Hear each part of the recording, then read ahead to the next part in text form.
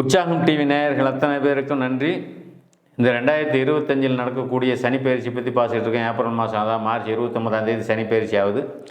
சனி பயிற்சி மீனராசிக்காரங்களுக்கெல்லாம் எப்படி இருக்குங்கிறத நம்ம பார்க்கலாம். ஏற்கனவே மீனராசிக்காரங்களாம் விரைய அமைப்பில் தான் இருந்துகிட்ருக்கீங்கிறது தான் உண்மை. பொதுவாக சனின்னு வந்தாவே எல்லாருக்கும் ஒரு பயம் கண்டிப்பாக இருக்கும். அப்போது அந்த பயம் எந்த நாளில் வருது, எப்படி வருது அப்படிங்கிறது தான் இங்கே இருக்கக்கூடிய விஷயம். பொதுவாகவே நல்ல காரியங்கள் ஏழரை அப்படின்னு வரும்போது ஜென்மச்சனி காலகட்டங்களில் அந்த சுப காரியங்கள் எல்லாமே தடைப்படுங்க. சுப காரியம் எல்லாமே சொல்கிறாங்க, எல்லாருமே வீடியோ போடுறாங்க, சேனல் போடுறாங்க, எல்லாமே உண்மை தான்.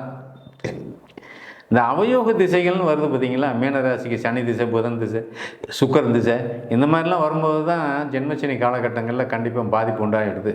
தேய்பிரை அமைப்பில் பிறந்து சனி திசை புதன் திசை வந்தவங்க, புதன் திசை நடப்பில் இருந்தவங்கெல்லாம் தகப்பனான இழந்தவங்க இருக்கிறாங்க, தாயாராக இங்கே இழந்தவங்க இருக்கிறாங்க, படிப்பை தடைப்பட்டு போனவங்க இருக்கிறாங்க, கல்யாணம் நின்று போனவங்க இருக்கிறாங்க. இந்த நடந்து முடிஞ்ச 2-3 வருஷமாகவே இப்போ அவங்க காசு பணத்துக்கு வறுமையில் இருக்கிறவங்க இருக்கிறாங்க. ஒரு ஆள் சம்பாரித்து 4 பேர் சாப்பிட்ற அமைப்பில் இருக்கிறாங்க. வீடு நல்லா இல்லை, என்ன வீடு நல்லா இல்லை, வருமானம் நல்லா இல்லை, தொழில் நல்லா இல்லை, சாப்பாடு வசதி நல்லா இல்லை, எல்லா வகையிலையுமே பேரு புகழ் செல்வாக்கு எல்லாமே கெட்டு போச்சுங்கிற அமைப்பிலே 2 வருஷமாக 3 வருஷமாக போயிட்டுருக்கீங்கிறது தான் உண்மை. சரி, இப்போ ஜென்மத்துக்கு வருது, என்ன போகுது அப்படிங்கிற நம்ம அங்கே என்ன பண்ண போகுதுன்னு நீங்கள் அவளோட ரொம்ப பயந்து போய் தான் இருப்பீங்க. பொதுவாக சனின்னாவே அவர் வேலையை அவர் செய்யத்தான் செய்வார். இயற்கை சுபர் வீட்டில் இருந்தாலுமே ஜென்ம ராசிக்குள்ளே சனி நுழையிறது கொஞ்சம் நல்லா இல்லை அப்படிங்கிறது தான் அமைப்பு. அதை நான் மிகைப்படுத்தி சொல்லக்கூடாது. நான் சொல்லக்கூடியது பாதகமான திசை அப்படிங்கிற அமைப்பில் வரும்போது சில சிக்கல்கள் ஏற்படுத்தும். இருந்தாலுமே என்ன பண்ணுறாரு, 4 மாதத்துக்கு 9ஆம் இடத்த குரு பார்ப்பார். நான் என்ன சொல்கிறேன் அப்படின்னா, 3 வருஷ அமைப்பில் ஜென்மச்சனி காலகட்டங்களில் போகும்போது மட்டுமே தான் பாதிப்புகள் கூடுதலாக இருக்கும். இப்போ 2-3 வருஷமாக பாதிப்பு தான். பாதிப்புங்களை என்னதான் செஞ்சாலும் உங்களால் எதுவுமே நடக்கலை.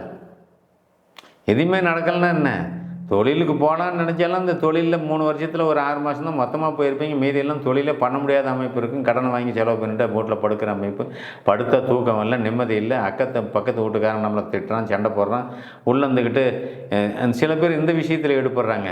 இந்த செய்வினை பண்ணுறது, கோளாறு பண்ணுறது, அந்த குடும்பத்தை கெடுக்கலாம்னு நினைக்கிறது, இதெல்லாம் ஜென்மச்சனி ஏழரை காலகட்டங்களில் தான் பக்கத்தில் இருக்கிறவன் செய்கிறான்.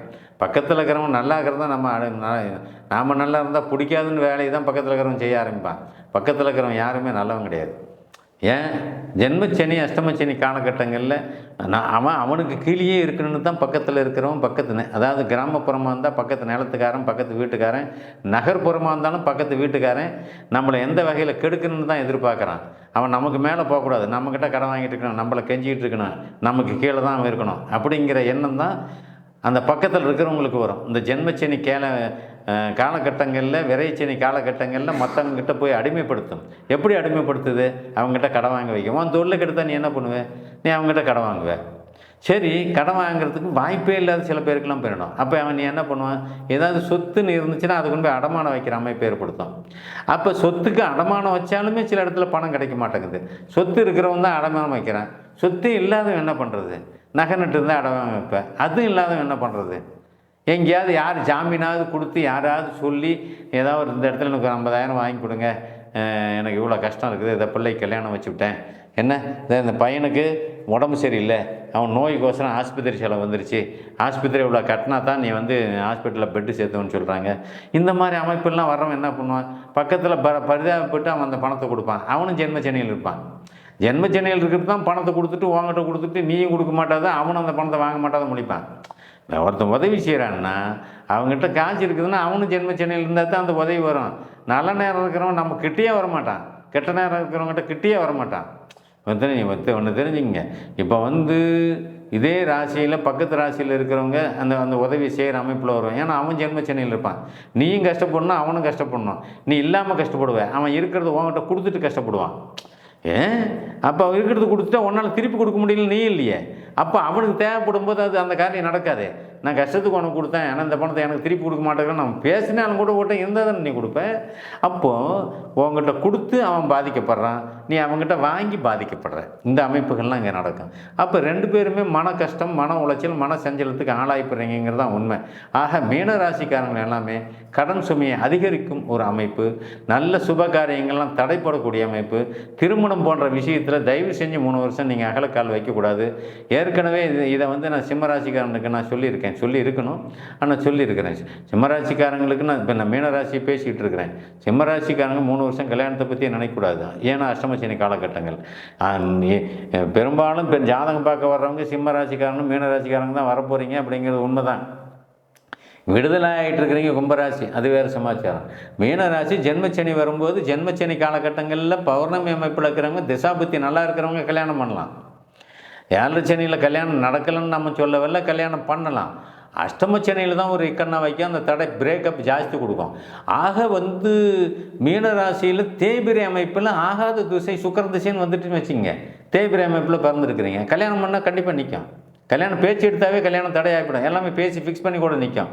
வேலைக்கு பணம் கட்டுறான்னு உறுதி சொல்லுவோம். அப்படியே நான் தான் அந்த வேலையுமே வாங்கி கொடுப்பேன். உன் பையனுக்கு கவர்மெண்ட் வேலையை நான் வாங்கி கொடுத்துருங்க. எனக்கு மந்திரியை தெரியும், மாமனை தெரியும், மச்சானை தெரியும், செக்ரட்டரியேட்டில் எல்லாருமே தெரியும். ஆஹா ஓஹோன்னு அவன் சொல்லுவான்.